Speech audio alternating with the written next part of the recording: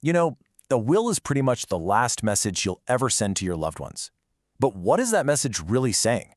Today, we're going to break down how to turn your will from a potential landmine of conflict into a final, clear act of care.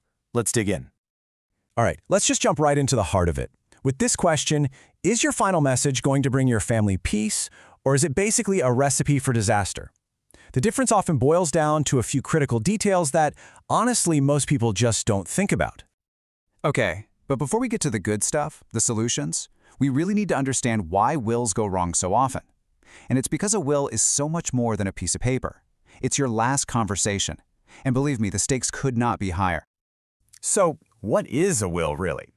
At its most basic level, it's a legal document that says how your stuff should be handled after you're gone. It's the instruction manual for your family. Simple enough, right? Well, the devil is always in the details.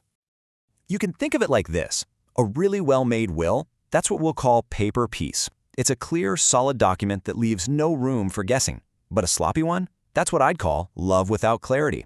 You might have the best intentions in the world, but if the document is a mess, it can cause the people you love the most a world of hurt. All right, let's dive into the first big problem here, fatal flaws.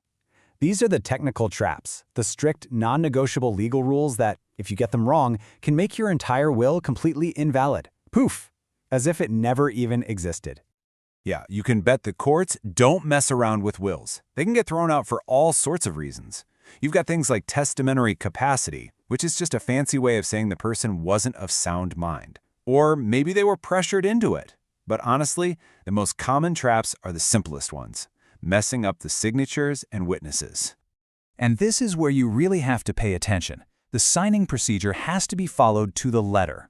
First, you, the testator, you sign it. Then, two witnesses who aren't getting anything from the will, they have to watch you do it at the same time.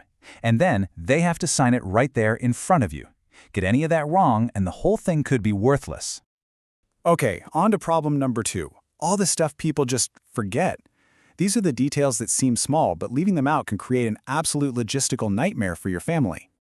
You know, leaving things out can create these giant holes in your plan. For instance, what if you forget to name a backup executor? Well, the court has to step in and pick one.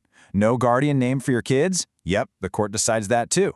But you know, one of the biggest oversights today is that one right there in the middle, your digital assets. Just think about it for a second. Your entire online life.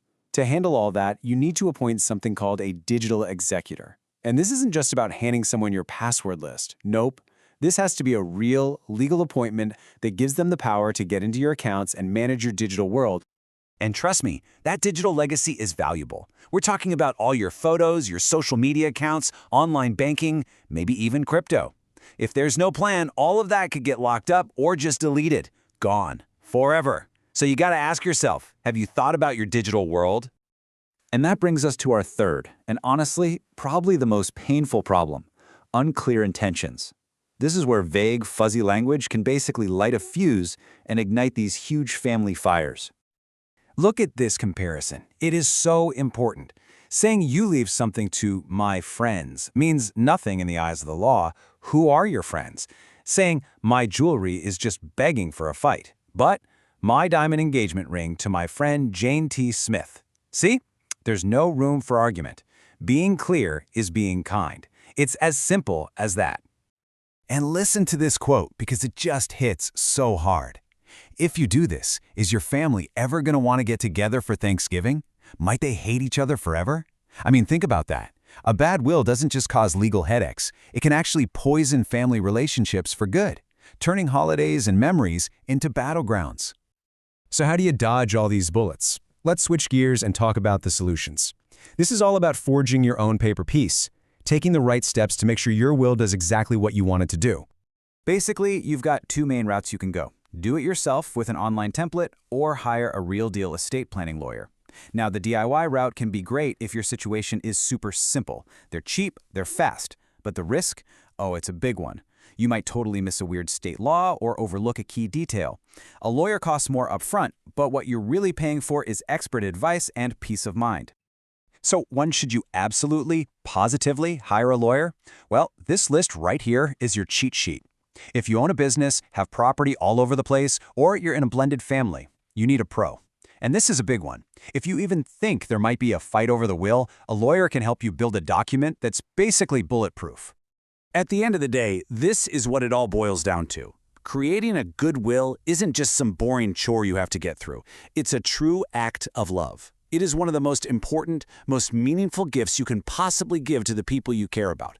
It's your last chance to take care of them. So, let's just leave it with this thought. Your will is going to be your voice when you're no longer here to speak. So you have to decide, right now, what do you want that voice to say? Is it going to be a message of peace and clarity? Or is it going to leave behind a legacy of chaos and conflict? That choice, well, it's all yours.